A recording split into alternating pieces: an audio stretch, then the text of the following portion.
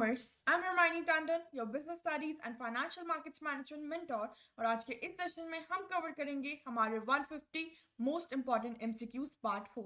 तो आज के इस लेक्चर में हम कवर करेंगे हमारे चैप्टर 2 के most important MCQs. So without wasting any further time, let's get started. First, NSC introduce to replace open outcry system. अब आपने पहले मूवीज वगैरह में देखा होगा, जो हमारी एनएससी थी उसमें बहुत ज़्यादा भीड़ इकट्ठी हुई होती थी। जो ब्रोकर्स वगैरह होते थे वो बहुत ज़ोर ज़ोर से चिल्ला रहे होते थे हमारे स्टॉक्स के रेट्स वगैरह, तो इससे हम कहते थे हमारा ओपन आउटक्राई सिस्टम। अब एनएससी ने ऐसा कौन सा सिस्टम इंट्रोड्यूस किया जिससे हमारा जो ओपन आउटक्राई सिस्टम था वो पूरी तरीके से रिप्लेस हो गया? तो इसका आंसर है हमारा screen based trading system. NSC ने screen based trading system introduce किया था जिससे हमने ओपन आउटक्राई सिस्टम था वो पूरा खत्म हो गया था। अब other options, open electronic consolidated limited order book, ये एनएससी ने इंट्रोड्यूस नहीं किया था।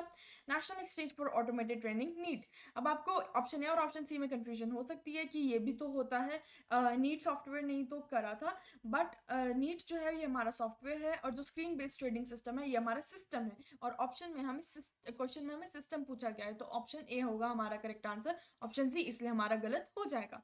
सैटेलाइट कम्युनिकेशन टेक्नोलॉजी, ये हमारे कम्युनिकेशन के लिए यूज होता है, ट्रेडिंग के लिए नहीं। So option A is the correct answer.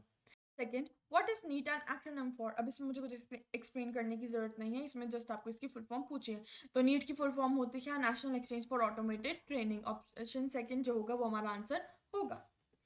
What type of market does need support? अब नीट किस टाइप की मार्केट को सपोर्ट करता है? Demand driven, supply driven, order driven और एक्सचेंज ड्रिवन। तो नीट जो है हमारा ऑर्डर ड्रिवन मार्केट को सपोर्ट करता है। डिमांड एंड सप्लाई ड्रिवन जो होती है ये हमारा प्राइमरी मार्केट का पार्ट हो जाती है। हमारा जो ट्रेडिंग होती है इसमें क्या होता है, हम ऑर्डर्स लेते हैं और ऑर्डर्स को मैच करते हैं, तो इसलिए जो नीट है वो ऑर्डर ड्रिवन मार्केट को सपोर्ट करता है। How are orders matched in SBTS? मतलब स्क्रीन बेस्ड ट्रेडिंग सिस्टम में हम ऑर्डर्स को कैसे मैच करते हैं? कोई कमिटी ऑफ ब्रोकर्स मैच करती है? नहीं। रैंडमली मैच कर देते हैं? नहीं। Through open outcry system? Open outcry system को तो हमने चेंज कर दिया था ना, तभी तो स्क्रीन बेस्ड ट्रेडिंग सिस्टम आया था हमारा, तो ये भी नहीं। तो हम जो स्क्रीन बेस्ड ट्रेडिंग सिस्टम में करते हैं electronically based on strict price and time priority. मतलब हमने जो ऑर्डर्स दिया तो ऑर्डर्स की प्राइस और उनकी टाइम की प्रायोरिटी पे उन्हें इलेक्ट्रॉनिकली मैच किया जाता है। What is the primary advantage of SBTS? Screen based trading system का प्राइमरी एडवांटेज क्या था? रिड्यूसेस लिक्विडिटी, गलत। ये तो इंस्टेड ये लिक्विडिटी को इंक्रीज करता था क्योंकि अब ट्रांसपेरेंसी ज़्यादा हो गई थी, ऑपरेशनल एफिशिएंसी ज़्यादा हो गई थी।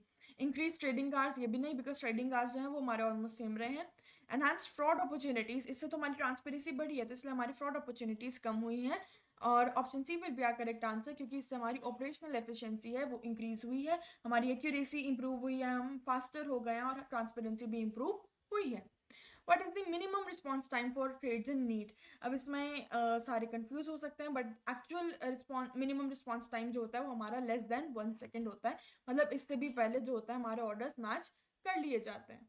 What is the regular lot size and tick size for securities? अब कुछ सिक्योरिटीज जो होती हैं हम इंडिविजुअली खरीद सकते हैं कि हमने एक शेयर इस जगह का खरीद लिया, एक शेयर हमने इस कंपनी का खरीद लिया, एक शेयर हमने इस बैंक का खरीद लिया। बट कुछ सिक्योरिटीज होती हैं जो हमारे एक रेगुलर लॉट साइज में आती हैं, कुछ लॉट्स में बन के आती हैं। वो लॉट्स जो होते हैं उन्हें एनएससी डिसाइड करता है और टाइम टाइम पे हमें नोटिफाई करता रहता है जैसे जैसे वो उनका लॉट चेंज करता रहता है।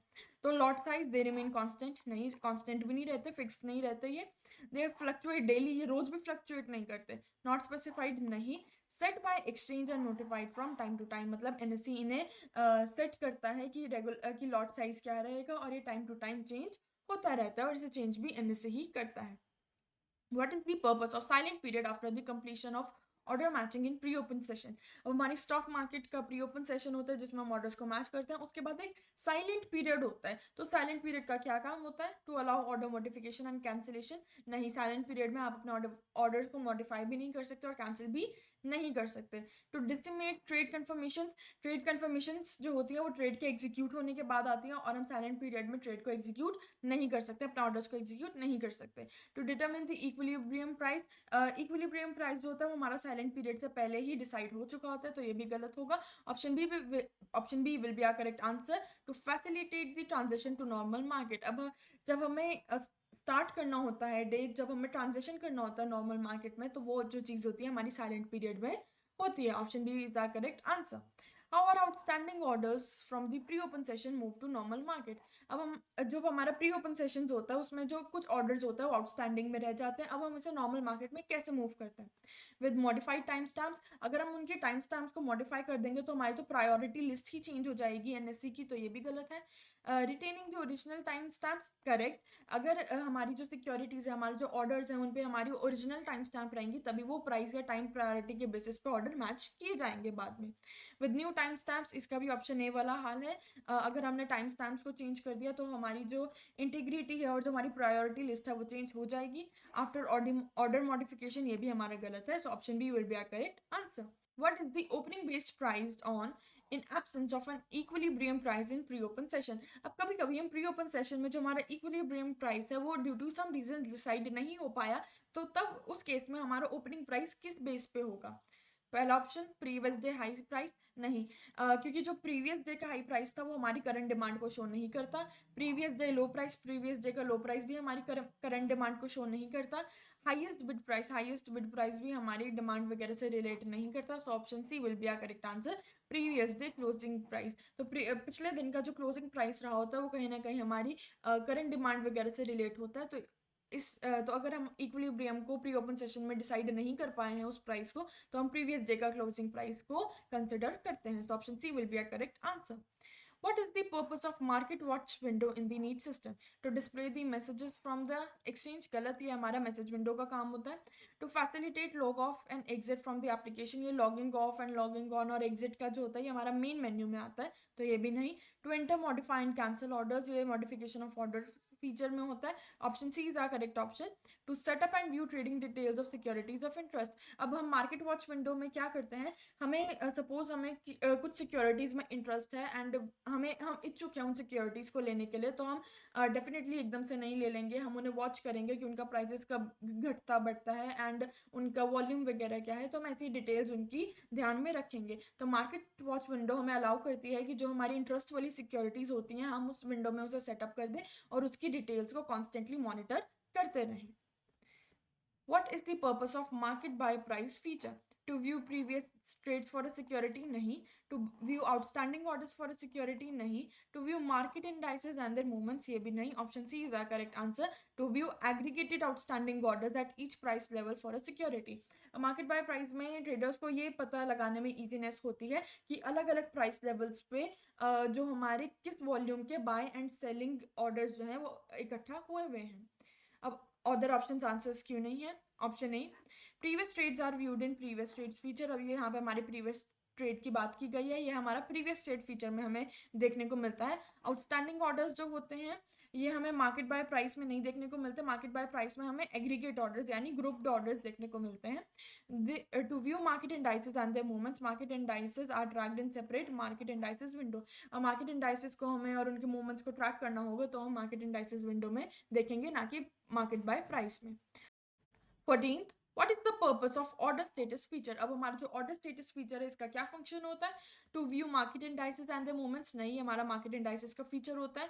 To view previous stage for a security, ये भी हमारा ऑर्डर स्टेटस नहीं दिखाता। To look into the status of one's own specific order, ये आंसर होगा हमारा करेक्ट, क्योंकि ऑर्डर स्टेटस है, नाम से पता लग रहा है कि हमने जो ऑर्डर किया उसका स्टेटस इस टाइम क्या चल रहा है, तो ये हम ऑर्डर स्टेटस विंडो में देख पाते हैं, ऑर्डर स्टेटस फीचर में देख पाते हैं। To create offline order entries for a selected portfolio of securities, नहीं, हमारा बास्केट ट्रेडिंग होती है, so option C is the correct answer. Option A market indices are tracked separately under market indices, ये मैंने अभी आपको बता दिया था। प्रीवियस ट्रेड्स जो होती है ये हम प्रीवियस ट्रेड्स फीचर में चेक करते हैं। Order entry files are created using basket trading, अभी मैंने आपको ये भी बता दिया। What is the purpose of snap code feature, अब हमारा एक और फीचर होता है स्नैप कोड फीचर, अब इसका हमारा क्या पर्पस होता है, ये हमें किस चीज़ में हेल्प करता है। To provide information on market indices, नहीं, मैं आपको 3 स्लाइड से एक्सप्लेन कर रही हूँ कि मार्केट इंडाइसेस जो इन्फॉर्मेशन होती है वो हम मार्केट इंडाइसेस विंडो में देखते हैं। To view aggregated outstanding orders at each price level for a security, नहीं, हमारा मार्केट बाय प्राइस में आता है। To provide information on previous trades for a security, ये हमारा प्रीवियस ट्रेड्स फीचर में आता है, तो ऑप्शन बी जो होगा वो हमारा करेक्ट आंसर होगा। स्नैप कोड फीचर हमारे किसी भी सिक्योरिटीज़ की हमें इंस्टेंट डिटेल्स निकालनी हो तो वो हम स्नैप कोड फीचर से निकाल सकते हैं। To provide instantaneous market information on a selected security. What does the basket trading feature allows users to do. अब आप एग्जांपल लो कि सपोज आपकी गली में कोई सब्जी वाला या कोई फ्रूट सेलर आता है, तो वो क्या करता है, आपको एक बास्केट दे देता है। वो कहता है कि आपके सामने ये जो भी वेजिटेबल्स और फ्रूट्स पड़े हैं, आप अपनी मर्जी से इन्हें बास्केट में डालो और मुझे बता देना, मैं इनका प्राइस लगा दूंगा, मैं इनका वेट करके प्राइस लगा दूंगा।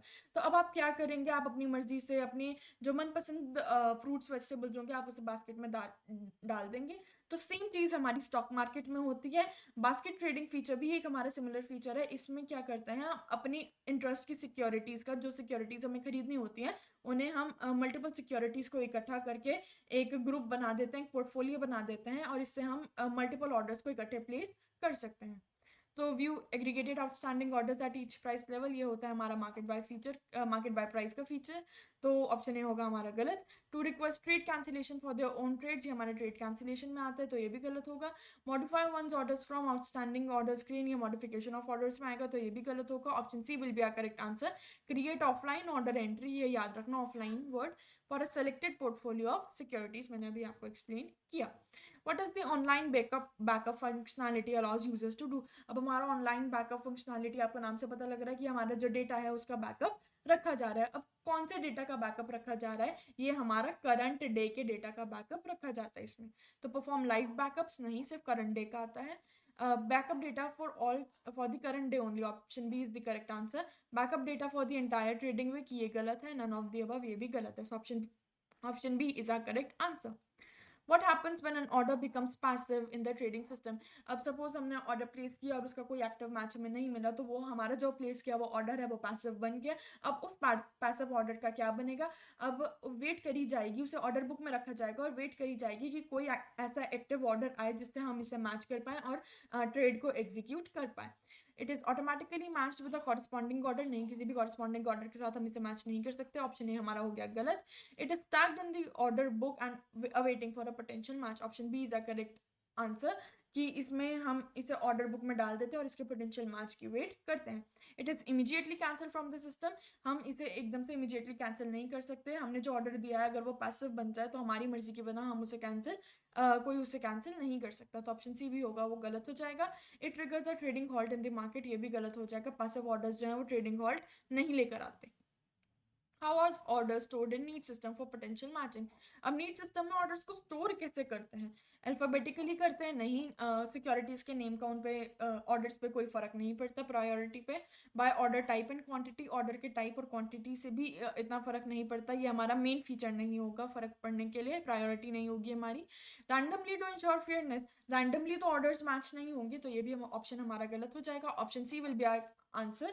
नीड सिस्टम में जो हमारे ऑर्डर्स हैं वो हमारे टाइम और प्राइस की प्रायोरिटी के बेसिस पे सेलेक्ट किए जाते हैं, उनका ट्रेड किया जाता है, सो अकॉर्डिंग टू प्राइस और time priority. What does the system do when the user enter a market price order। अब सपोज मैं एक यूजर हूँ, मैंने मार्केट प्राइस ऑर्डर डाल दिया, तो अब सिस्टम क्या करेगा, sets the order price as the last traded price in the respective market। मैंने जो ऑर्डर प्राइस डाला उसे लास्ट ट्रेडेड प्राइस वो नहीं बनाएगा, तो ऑप्शन बी जो होगा हमारा गलत हो जाएगा। ऑटोमेटिकली कैंसिल्स द ऑर्डर, मेरा दिया वो ऑर्डर जो है वो सिस्टम ऑटोमेटिकली ऐसे कैंसिल नहीं कर पाएगा। Execute the order at a pre determined price, pre determined price पर ऑर्डर को एग्जीक्यूट भी वो नहीं करेगा, तो ऑप्शन ए होगा हमारा correct answer. Matches the order with the best available limit order, मतलब जो बेस्ट अवेलेबल ऑर्डर होगा, लिमिट ऑर्डर होगा, वो उसके साथ उसे मैच करके एग्जीक्यूट कर देगा। Who can modify orders in the trading system। अब हमारे ट्रेडिंग सिस्टम में हमारे ऑर्डर्स को कौन कौन मॉडिफाई कर सकता है, डीलर्स कर सकते हैं, ब्रांच मैनेजर्स कर सकते हैं और कॉर्पोरेट मैनेजर्स कर सकते हैं, यानी option C is our correct answer. अब इसमें कोई एक्सप्लेनेशन की नीड नहीं है। अब जब खाली कॉर्पोरेट मैनेजर्स भी नहीं कर सकते, खाली ब्रांच मैनेजर्स भी नहीं कर सकते, सस्पेंडेड तो बिल्कुल भी नहीं कर सकते। What is the maximum number of securities a user can track in a single market watch window। अब एक सिंगल मार्केट वॉच विंडो में हम कितनी सिक्योरिटीज को ट्रैक कर सकते हैं, तो आंसर इज 100। हम एक मार्केट वॉच विंडो में हम 100 सिक्योरिटीज को ट्रैक कर सकते हैं। What does IOC stand for in order types, immediate और कैंसिल, यानी कि हमने जो ऑर्डर प्लेस किया या तो उसे इमीडिएट एग्जीक्यूट कर दो या उसे कैंसिल कर दीजिए।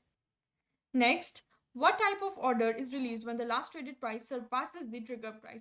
अब हमारी सिक्योरिटीज मार्केट में एक ट्रिगर प्राइस होता है, अगर हमारे ऑर्डर का जो प्राइस है वो ट्रिगर प्राइस को भी पार कर जाए तो हमारा स्टॉप लॉस ऑर्डर को हम इनिशिएट कर देते हैं।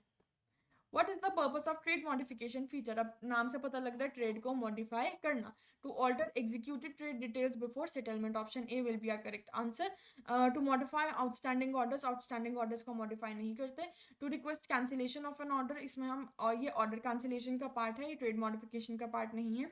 To add new securities to the market watch, ये मार्केट वॉच का पार्ट है, ये ट्रेड मॉडिफिकेशन का पार्ट नहीं है। अब ट्रेड मॉडिफिकेशन में हम ट्रेड की सेटलमेंट से पहले, यानी इससे पहले कि हमारे पैसे इधर से उधर हो, हम उससे पहले ही अपनी जो ट्रेड है उसकी डिटेल्स को चेंज कर देते हैं। Option A will be our correct answer. So thank you for listening to this lecture, and if you have any doubts regarding this chapter or regarding any other chapter in FMM, then you can comment in the comment section and we will try to resolve your query as soon as possible.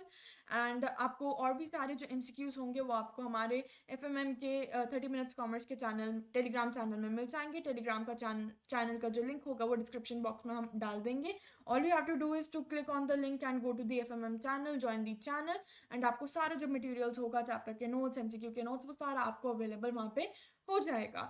So all the best for your preparation, all the best for your board exams, and bye bye.